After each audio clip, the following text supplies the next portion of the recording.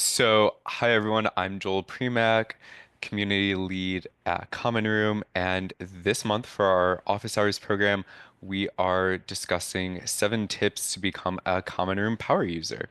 And I will pass it over to Jared from our solutions consulting team to take it away, aka that means he's a product whiz. So Jared, oh, Cool. Very much so appreciate it. So again, I'm Jared. I'm on the solutions team. So I help anything from the pre-sale to POCs to live customers. So today we'll be going through some power tips and tricks to become a power user. So we'll be covering anything from how to really optimize your use of tags to scoring, which we have made some exciting updates to lately, talking about filtering and how we can really accommodate for more complex filters, segments, which are synonymous with plays in our environment, calculated fields, which is a very powerful use case for us, as well as just some best practices with team access and maybe touching a little bit on reporting if we have time. I'll share my screen and we'll dive right into the platform. But if there's any questions, feel more than free to stop. This is definitely meant to be an engaging session by all means. So I'll share. And if you see me look over, I have some notes on the other screen. So not ignoring by any means, just have my 2 monitors set up. So to get to tags, you go to the settings in the bottom left-hand corner, or by expanding the menu in the top left and going into settings, and then you'll go into tags. Our tags, we have some default ones, but you can also create custom tags that can be applied via workflow. I think a great way to think of a tag is just what repeatable way do you want to slice and dice your audience so you don't need to repeat the same filtering every time. The classic ones from a default tag perspective are economic buyer and ideal persona. Ideal persona being the one that is more departmental or role based. In our demo environment, we're looking at things like a title with sales or marketing, ops, DevRel, and such. And then economic buyer is a lot of times denoting the power level. Things like are they a chief, a head of, VP, director, and such. The reason we see this split a lot of times is because it gives you the discretion to mix and match. There might be some campaigns where you want SDRs doing some groundswell or some A's to do groundswell. Maybe you want to run a LinkedIn ad campaign on a broader group, but then your enterprise AEs, you only want to reach out to manager above, or perhaps there's a executive dinner you're hosting in their area. You'd want that discretion. By having the different tags, it allows you to again mix and match who you want to include based on the player segment you're building. We'll talk a bit more about how tags feed into segments, but from a high level, think of a tag as a very repeatable way again to slice and dice your audience. You can also have as many as you like. So maybe you have two different core ICPs or core verticals. You might have different titles per that vertical or per that ICP. The custom tag and leveraging our tags would be the key to make sure that you are enabled to really execute on persona-based campaigns and persona-based messaging. Some of the classic ones we see at the org level are customer, just so we can make sure to not send new business material to customers. Or on the flip side, maybe you want to run an expansion campaign. When you're editing the customer, we can look at anything from a CSV to the account type to the customer lifecycle stage in HubSpot. And then the other one we see oftentimes is ICP, the ideal customer profile. And this is just us denoting that they're within your TAM or perhaps even tighter within your service addressable or obtainable market. Again, you can have multiple. Maybe you have 2 or 3 different ICPs. One is tier one, one's tier two, one's tier three, and such. Or you could use something like a score. But it's a great way to look at something that could be broad, such as any company that hits your site. But then you want to drill in on those that you can actually sell to, or on the flip side, want to sell to. The other things that we see a lot of times would be anything from an exclusion perspective. I think tags are really important for including, but also excluding. If we're thinking about a org level exclusion, customer is a classic one, competitors, maybe partners. I'd say another few, or maybe there's an open opportunity. You probably don't want to send a SDR to engage with someone already engaged. And maybe it's a churn customer. They churned last month. Probably not the right time. Same if there's a close loss opportunity within a certain time frame, we can get really consultative and really making sure that the tags are appropriate and accommodating to make sure you reach out to and don't reach out to the appropriate companies. And I'd say this is a very powerful way to gain trust with your sellers or with your marketing teams. And I think the ideal state is to create a tight feedback loop. We could spend 100 hours setting criteria. There's always going to be something that funnels through someone with a weird analyst two title or a company that maybe you had churned prior to you moving on Salesforce, something like that. But that's where we create that tight feedback loop where we can edit the tags and then you can leverage them accordingly. So again, always happy to be a resource when we're thinking about tags, but I think they're a very fundamental pillar in optimizing how you're building out anything in Common Room and definitely a strong component towards optimizing your room and just being an overall power user. I'll jump in here for a quick second of how I use tags quickly. Whether it's at the org or contact level, I definitely spot check lists before I potentially make a segment. And my first thing is always starting off with a tag for that audience, just because it's going to automatically help me get closer to who I want in that segment or what sort of insight I'm looking at through those contexts or organizations. So just want to flag like it's really helpful when you're even just playing around with things.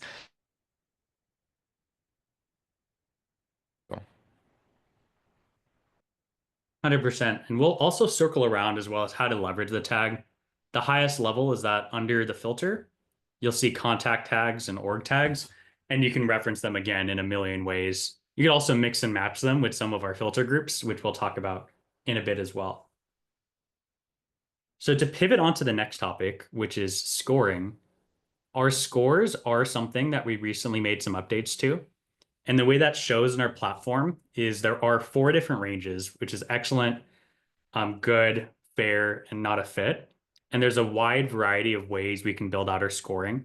I think one of our main differentiators is A, just the depth of signal we have from a number of places, but B, it's the single pane of glass into why something was scored a certain way. When I was an SDR years ago, I remember seeing a good score or an 8. I didn't know what that meant. So to me, it wasn't really that impactful. Where in our platform, you can hover over, you can see exactly why they scored high, and then you can use a score either as a threshold to get into a segment or a prioritization mechanism. If you dive into the scores themselves, the main edits we made recently are we now have a 10-point scale, positive and negative. Prior, we just had a 4-point scale. So this new update gives you a lot more flexibility in weighing or lowering how much you take into account a certain parameter. And the other edit we made is it's now percentile based, which is a lot more indicative of scoring models. We still have the idea of ranges, but in the old world, it was based off of a true percentage. And then when you're creating your score, we have two sections, one for fit, one for behavior. I'm actually a fan of splitting that in most cases because there might be some companies that are kind of outside your ICP. They're not necessarily your sweet spot, but they're still sellable and they're showing tons of intent. You probably still want to capitalize on that. And on the flip side, there might be a company that's on your board slide. They're one of the accounts you want to land this quarter or this year, but they're not showing intent. You still probably want to reach out to them as well. So by splitting fit and behavior, it gives you a lot more flexibility in how you mix and match those different scores. There's still some merit in having a parent score that combines both, but we give you the flexibility of adjusting the weight as well as creating as many scores as you like. When you create a score itself, you select the field and the value, and then we're just allotting up to the amount of points of the highest weighting score in that nesting or that group. So in this case, if they have these titles, sales manager, VP, and such, they would get 4. If the title's not empty, they get 1. And in all other cases, they'd get 0. This is, again, something where it's percentile based, looking at everyone else within the room. And once you do save the score, you'll see a little preview at the bottom of how many match each range. But then when you get back into the platform, That's again where you can look at the score as a column or even reference it as a filter when you're creating a segment or spot checking a pre-built segment you might have. You would select it. You can select our default ranges or create your own range. So again, there's a lot of flexibility in how you're building out that score. And as a leave behind, we actually do have a suggestion of a default scoring model that can be used to create a overall score, a fit score, or an intent score on either the org level or the contact level. Again, there's a million different ways that you can leverage these scores, which our CSMs or implementation managers would be able to help support and ideate the best way to go about it. But this is a great starting point of going from not knowing where to start to what are some standard indicators of intent, such as recency of them going on the website or them visiting core pages. We might want to score the pricing page quite high, but a general blog that's thrown in there for SEO might be a little lower. Maybe you want to ding someone a few points for hitting a careers page because they might just be interviewing. There's a lot of flexibility again with how we define intent and then how that feeds into the segment itself. To dive into filters, which is leveraging those scores, you can find our filters in a few different places. You can find it on the contact page, the org page, the activity page, or we can creating a segment. At the parent level, it's typically using all of logic, but we have what's known as a filter group, which gives you more flexibility with mixing and matching criteria with matches any or matches all. So if I want to put in a quick query, something like, let's look at someone who uses a specific tool in their tech stack based on us enriching it, maybe something like 6 cents.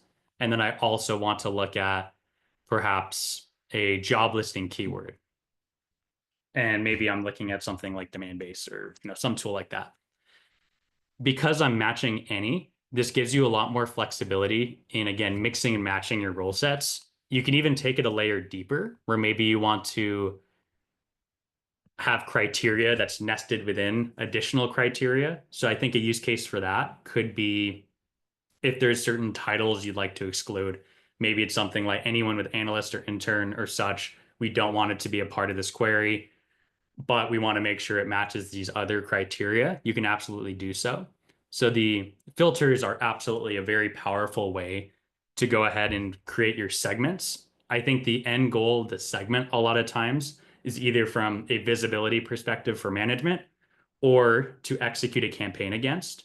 And when you're executing your campaigns, I think the typical trains of thought are how can I make this or how can I create this in an environment I can do something persona based, vertical based, or signal based? And that's where using our filters really comes into play. If you look at the broader list of filters, you can ignore the workspaces here unless you have product data coming in. But we have filters on the contact level, the activity, the org, and then signal specific. So typically mixing and matching the signals is how we're able to, again, create these highly tailored lists of contacts or orgs. And there's a lot of different data points you can reference here. Anything from data we're enriching to data we're pulling from your CRM to data that's pulling from some of the connected sources or signals. And then Joel looks like you want to hop in. Yeah, I was just gonna jump in and say, I know it looks like a ton of filters, especially when you start seeing like the signal specific ones that are nested under them. And at least something that I've started to do more recently to help me is actually use the search bar right up top exactly to actually find a filter instead of having to always remember, oh, where is it? This has been a really helpful like cheat code for me to get to the filter or even learn about new filters just by typing in keywords and saying, oh, we actually have this as a uh, field in some sort of platform or it's somewhere else where it allows me to act on it. So I just wanted to call that out and then also say, Jared, maybe we breathe for a second and see if folks have questions Yeah, on good call. fields, tags, and scoring while we covered those first three items. Are you able to share that scoring sheet, Absolutely. that like template? Awesome. Yeah, we'll include it in the follow-up materials that we send out. Do you have any kind of like best practices or use cases or like um almost like templates, that for, different scoring models that, a common room has seen work well at, you know, specific types of organizations? Absolutely. We can dig for a few. I think the several ways that I've seen it is one of the more popular ones is sales and marketing alignment, especially if you're thinking about something like a broader book of business. Let's say a sales rep has 100 in their purview, but they're not able to meaningfully work 100 accounts. A lot of times we'll see the sellers work those that already have intent, and then marketing would then throw the rest into something like a drip campaign, LinkedIn ad campaign, or such, and then create somewhat of a pinwheel effect where you're starting to drive intent at those like owned accounts that are a little bit cold, and then the reps are starting to work them. And I think there's other ways where it's really just a powerful mechanism of identifying how much penetration you have across a specific account, or just a prioritization mechanism of who should we prioritize based off different signals that are either direct signals of intent or inferred levels of intent based on hiring patterns, recent news and events, and such. Awesome. Thank you. Absolutely. Cool. So we'll be sure to share that template as well as some different use cases of using the score. I think, again, I'm personally a fan of splitting intent and behavior because then you can use that in a number of ways. I think a big reason to use a score is also just a way to trim your broader list. Another important call out with a segment is you can reference another segment. So I'm personally a huge fan at times of using a holding segment because then you could look at something like here's all of our target accounts this quarter. And then from that segment, you can then extrapolate those that have hit your website or that are hiring a certain role or anything that's really enticing. And a level of intent or a score is also a great mechanism of trimming that list a little bit more. The segment itself, which we'll dive into, is again the intended end state when you're in the platform. The segment is where we're pre-saving that list of contacts and orgs that you can then look at from a reporting perspective that you can act on, send to Outreach, HubSpot, or automate a workflow to send it into something like a LinkedIn ad campaign. When you're creating a segment, you can either do so from the master contact or org page, or you can directly go to our segments page, and then you'll see the settings or the filters nested under settings. One of the best practices, I'd say, is making sure that we have this criteria for auto remove checked. And that just makes sure that your segment is going to reflect recency. So if anyone no longer meets that criteria, they would then be removed. An important call out is you wouldn't want to have auto add or remove criteria for any segment that you're populating automatically. So if you're populating a segment from a prospect or workflow, for example, any auto add remove criteria would conflict with it. But that's where you can layer on the idea of a parent child segment. So let's say you're prospecting ideal titles from a number of companies. You would put it into one segment, and then your second segment would be referencing that segment. I press tags, but would be referencing that segment. And then from there, you can layer on some additional filters. I think a lot of times I like to start a little broader and then I'll save it. And then I'll start to create those child segments to see how I can meaningfully slice and dice that broader segment. But again, there's a lot of flexibility in using tags versus segments. But I think casting a wider net and then figuring out how you can meaningfully slice it is a lot of times where our customers will lean as far as creating that the intended end state, if you will. Now, before we dive into, I guess, calculated fields a little bit, are there any questions about segments? Would it make sense to maybe talk a little bit about actioning on segments, or where's everyone's level of comfortability with that? One thing I was going to ask was around the LinkedIn ad pushing. Like right now, I'm pushing it to HubSpot. just specific people and kind of doing some manual work to get those into a list to LinkedIn? Is there an easier way? So I would say that's the easiest way today. We did just make an update, however, to push the segment name to HubSpot and Salesforce. So that does make it a little bit easier to identify who should be going into what campaign in lieu of having to use a HubSpot workflow and kind of mix and matching different parameters there. The alternative method we've seen today is typically via Zapier or workflow automation tool to push into LinkedIn ads. We likely will be coming out with a native connector sometime within H1, which would alleviate the need to use HubSpot. But I'd say for now, if you have HubSpot feeding into LinkedIn ads and such, that's probably going to be your path of least resistance. Cool. Thank you. Totally. Cool. And I think that is worth touching on just a little bit more is we did recently come out with the ability to push, might not be in our docs yet, but we can now push the segment name to Salesforce or HubSpot. So that's a huge update in that it alleviates a lot of work that was previously done with HubSpot workflows. I've seen this used quite a bit for downstream reporting, for automation, even for account or contact assignment. So if that field isn't yet writing to your HubSpot or Salesforce and you have that connected, I definitely recommend slotting that in at some point, just because it does unlock so many different use cases that we had to somewhat work around prior.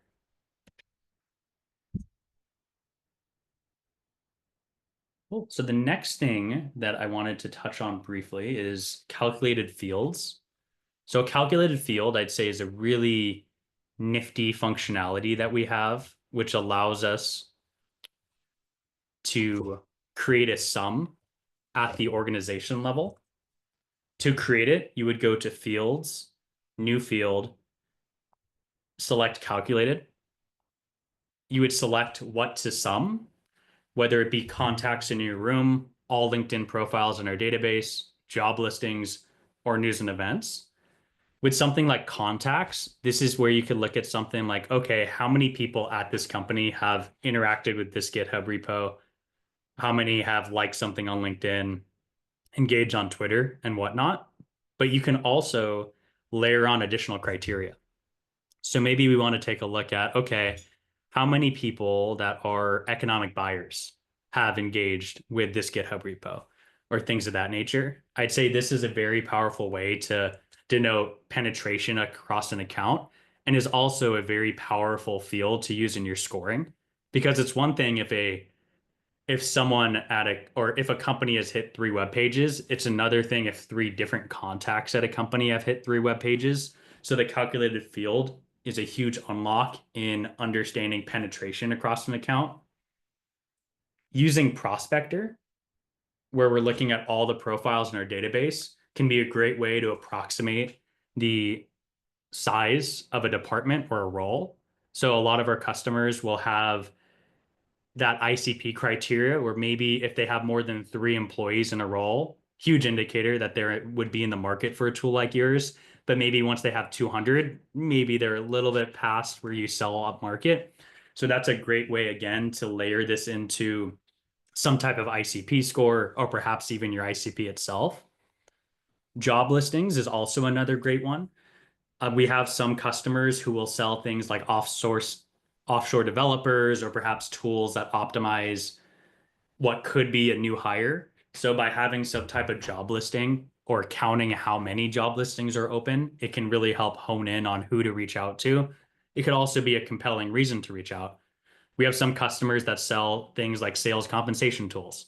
And if they're hiring for 8 new reps, compensation is probably going to be pretty tricky for that director. So that could be a compelling reason to reach out. And we also make the field, it's a numerical sum that shows in our UI and can also be pushed to the CRM. So it could also be used for personalization. So if I'm reaching out to that sales director in that example, I could say, hey, I see you have 8 open roles for account executives. That's kind of crazy. How do you plan on compensating them or something like that? So again, it's a very powerful mechanism of facilitating and making it easier to do that kind of research. And then there's also news and events, which a lot of times is used more binary because something like a round of funding, they're going to have multiple posts about it. But then if you want to make it easy to reference within a column within Common Room, that's where the calculated field comes into play. So the calculated field will show as a column. Let's see if I have one handy. I don't have one handy, but it could show right here where you can add as a column. You'd press into it, and then it'll inherit the filter. So especially when you have reps within the UI, being able to quickly expand on a specific query without having to redo what that filtering is just makes it quicker and easier to see something like what's your definition of economic buyer, or how many job listings are relevant to reference, recent news, and such. One other thing about a segment that I want to circle back on quickly before talking a little bit about team access is we also have a concept of a team segment. If you go into our settings and go to segments, this is where you can create a team segment. The only difference from a regular segment is we can respect ownership from Salesforce or HubSpot. So instead of having to make multiple clones of the same segment where you have, this is Jared's accounts, here are Joel's accounts, we can dynamically update that based on ownership in Salesforce, whether it be the standard record owner or a lookup relationship field. And then from the rep's perspective, we know who they are because they're logged in. If they're this role, it'll automatically just show them their book. But then someone who's a manager, so let's say Joel's an SDR manager, for example, he has the discretion to look at all accounts, all contacts, or look between them. So it's really just a quality of life improvement for building out segments at scale, especially when you have a number of reps on your team. Before we dive into team access a little bit and talking about how to orient what it looks like for different users, curious if there's any questions on calculated fields or maybe any use cases that are top of mind and while the wheels are turning.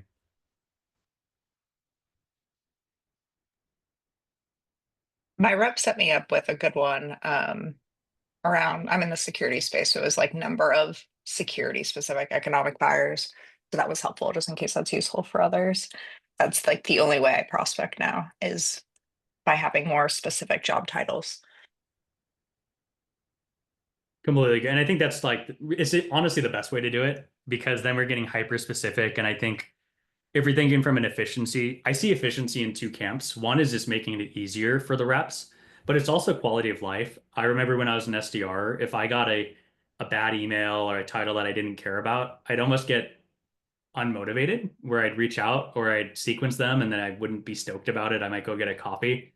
So I think by being hyper targeted, you're not only making them more efficient, but you're also improving their quality of life, which is just going to increase their input and therefore increase their output as well.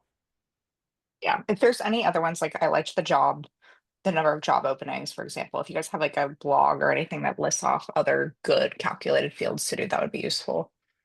Absolutely. Thanks. 100%. I think the other thing now we're talking about it, the calculated field is also a great way to take into account certain signals we don't have access to at the org level. So for example, we don't have LinkedIn at the org level because that is a person level action. So a calculated field I'm a huge fan of is just as simple as number of people that have liked something on LinkedIn, number of people who have commented on LinkedIn, and then also drilling in more on person level website visits in lieu of just looking at org level. Can I ask a question on LinkedIn? Yeah, And this is just like being new to Common Room. I was understanding that you guys had cut the LinkedIn integration. So is there still some access to likes and whatnot? Can you talk to that real quickly? I absolutely. was kind of ignoring that side and I would love to dive deeper if it is available. Totally. So what we pull in is we pull in interactions with the company page. So Oh, yeah, they anyone do. who My rep likes, said that you guys don't, so I'm confused. This is great. okay, that might have been a misunderstanding. The thing that we cut was pulling in other contacts. So let's say Joel posts or a competitor, pulling that in was something that got slowly deprecated just so we can remain kosher with LinkedIn's APIs and Yeah. such. But we do still pull the company page. So the company Okay. page, anyone who's liking, commenting, or I believe sharing anything that manifests as a post. So that would be organic post or just standard post, as well as anything that's a boosted post. So we wouldn't pull in like conversational ads via messaging or the side panel ads, but anything that's like a boosted post, we'd still pull in. Cool. And that's just through the regular like integration tab. I'm just looking now. If that's Exactly. turned on, it should be fine. Exactly. As long as that's turned on, and then it just needs to be someone needs to OAuth who has admin access to the company page. Cool. That's done. So then, okay, cool. Would love you to walk, if you have time to just walk through quickly how to create that, Yeah, like absolutely. actually action on it, I guess. 100%. So if you press signals, you'll still see LinkedIn extension. So the main thing that was deprecated was the ability to pull in additional posts. You could still pull in contacts via the LinkedIn extension, and then we'll attempt to enrich it and you could use it in the room. So you'll still see it here. But if you just go to LinkedIn, that'll show your company name. And then what you can do from there is look at number of posts, number of comments, or number of reactions. You could also drill in a little bit deeper by using, where is it? Either the keyword search. Yeah, keyword search or category, I believe. But if you do a keyword search, you can go a little bit more granular into what exactly they had interacted with. But if we just look at something more simplistic, like let's see who has more than one comment in the last 12 weeks, might be none because we demo environment, but you would conceptually see anyone who has interacted with that company page. And then if you press into somebody and you go under activity, you'll also see what activity they had done. Again, demo environment, so it doesn't show perfectly. Awesome. Thank you. Absolutely. So that's LinkedIn. I think that's also a pretty powerful one just to I think when you're looking at direct intent, something like a LinkedIn, it does allow you to vary your messaging just a tad. It's the same with a de-anonymized person hitting your website, because then with your messaging, you probably don't want to explicitly say you saw them on the website. Them liking something on LinkedIn's more fair game. But I think more so you can cater your messaging just to have the assumption that they're familiar with your brand. You might not need that same one liner. We are Common Room. Here's what we do. It might be more value prop oriented, but that's definitely how you could run two segments. One where we're looking at those that have directly engaged on LinkedIn, and then maybe we prospect a broader list and we're reaching out to those that are at the company of someone who would like something on LinkedIn. So there's a lot of different ways to execute on that from a campaign or outbound perspective. One follow-up on that. Is there any roadmap items to do at least your like CEO if we're having him like be a big influencer on LinkedIn, for example? Is there any like forward-looking opportunity? I'd say potentially the workaround way today would be via the LinkedIn extension. You could pull in and pull them into a specific segment based on engagement. That being said, it wouldn't necessarily give you the insight of what activity that was. I have seen other customers use other third parties that then push that data to us, either via the CRM or via our APIs, but definitely something we can do a bit more investigating on. That is somewhat what we started to deprecate. I'm sure there's probably some type of way to do that in the future, but I'm not sure if it's on the near term per se. Oh yeah, if you have any like examples of other tools that folks are using, I would love to get more of the like interactions on my CEO's posts. Absolutely. Cool. Thanks. 100%. Let's see. Cool. So the last thing we'll talk about briefly is team access. So team access is under settings, and that's how you have the discretion to edit what your reps or colleagues are seeing. We have the idea of a role where you can create multiple, and where the role primarily is used is either via team segment or with making sure that they have certain segments tied to their home. The other thing that a role can be used for is it does take a little admin work on our side, granted not dev, so something I would be able to do or other implementers. We can actually hide the side menu based on the role. So I have a lot of customers where they're SDRs, they don't want them to see anything but home or segments. So you just need to ping myself or your implementation rep, and we can make that adjustment. So it does give you a bit more flexibility on keeping a tight remit from those reps doing a little bit of I guess, finagling through other parts of the platform. We still have different roles and permissions, so they wouldn't be able to finagle anything per se with some additional role-based permissions in the future. But just a quick note there. And then you can also edit an individual's segments as well. So I'm a huge fan of doing this prior to getting, or you would need them to log in to show, but after getting them to log in before training, I'm a huge fan of making sure I'm cognizant and aware of what segments are tied to their home. We have the concept of the homepage as well as the My Segments. I'm a fan of keeping the homepage a bit tighter, where My Segments is more like a personal folder. You can still subscribe to notifications from segments. So there might be some segments that are this golden moment that only happens once a quarter. You probably wouldn't want that on their home, but you might want that on their My Segments so they can see it easily when it happens. So I think being intentional on how many segments we're showing on home is a great way to really make sure that the reps UI is digestible and they're not seeing segments that are either overwhelming and not actionable or those that might not be relevant to them. So I think the team access is definitely something worth auditing every now and then based on rep feedback or new segments you might be rolling out to the broader team.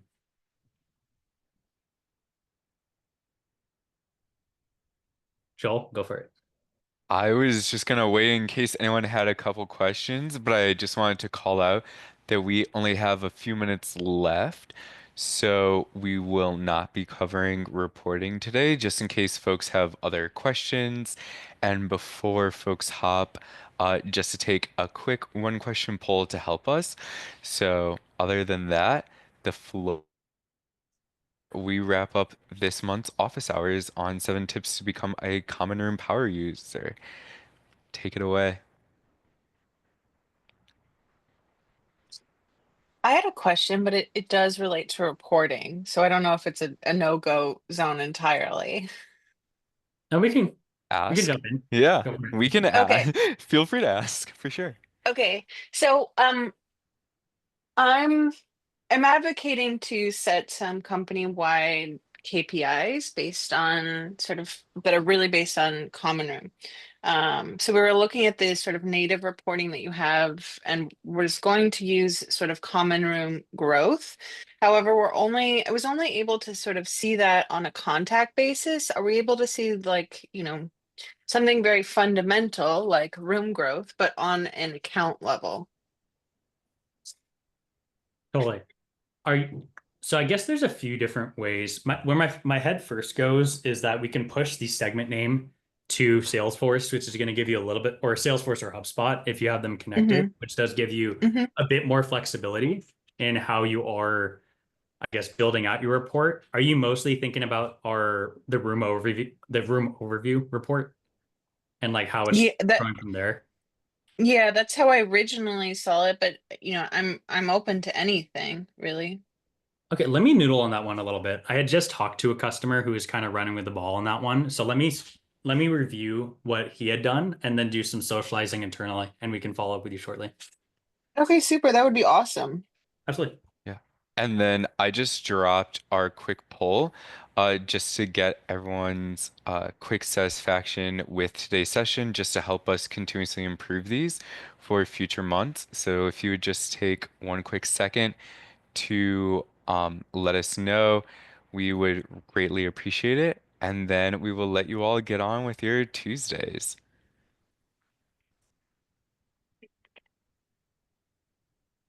Thanks, y'all. Awesome. Of Thank you so course. much. Bye, Have a good everyone. one. Thanks. Bye now.